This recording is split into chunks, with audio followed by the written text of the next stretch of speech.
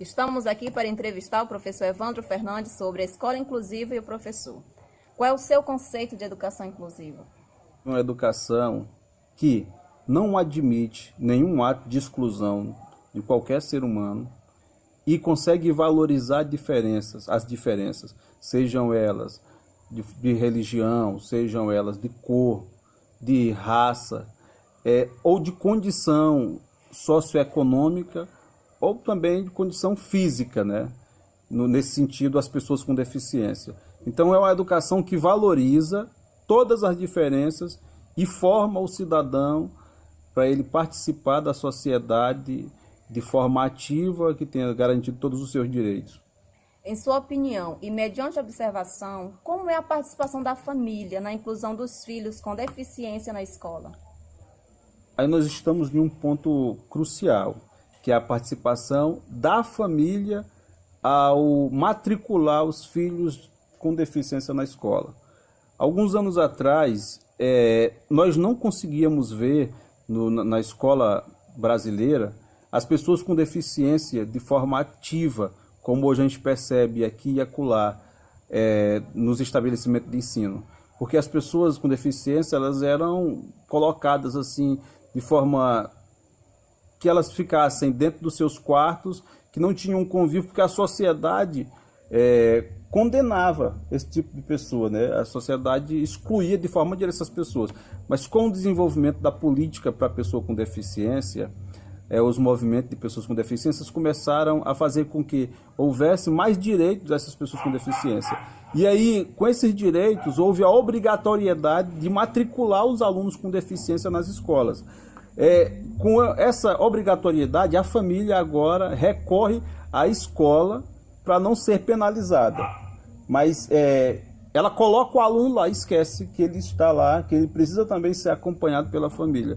A Constituição brasileira diz isso, né, que é dever tanto da família como do Estado a garantia da educação para a juventude, para as pessoas, sejam elas com ou sem deficiência.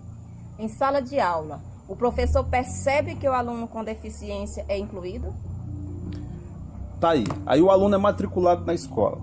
Agora, como que vai ser o convívio desse aluno no ambiente escolar? A gente precisa perguntar isso. Como que esse aluno, o fato dele estar matriculado, o fato dele estar indo para a escola, significa dizer que ele está incluído no estabelecimento de ensino? A gente precisa discutir isso. Na maioria das vezes não, infelizmente. Não porque a gestora, a coordenadora ou o professor não quer incluir esse sujeito.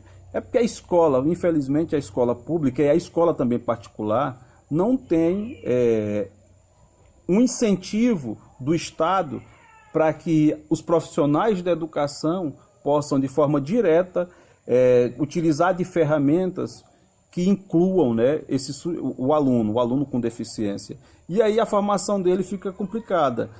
A gente percebe que o aluno não se relaciona com o aluno, o professor não sabe se relacionar com o aluno com deficiência na hora do recreio. Essa criança com deficiência, na maioria das vezes, ela fica isolada porque não tem um convívio com as outras crianças. E aí se pergunta, a escola está ou não incluindo este aluno? Incluir significa fazer com que o aluno participe, eu repito isso, participe de forma direta do convívio social. Se isso não acontece, nós não podemos chamar de inclusão. Pode até chamar de integração, que aí ele está lá no meio, mas não está de forma direta participando. Qual deveria ser o perfil do professor que trabalha diretamente com alunos com deficiência? O professor que lida com crianças com deficiência, ele deve se portar primeiro como ser humano. Ele não está com nenhum animal, ele não está cuidando de uma planta, ele está com um ser humano, independentemente da condição física, intelectual desta pessoa que a gente está falando, deste ser humano que tem alguma deficiência, ele é humano.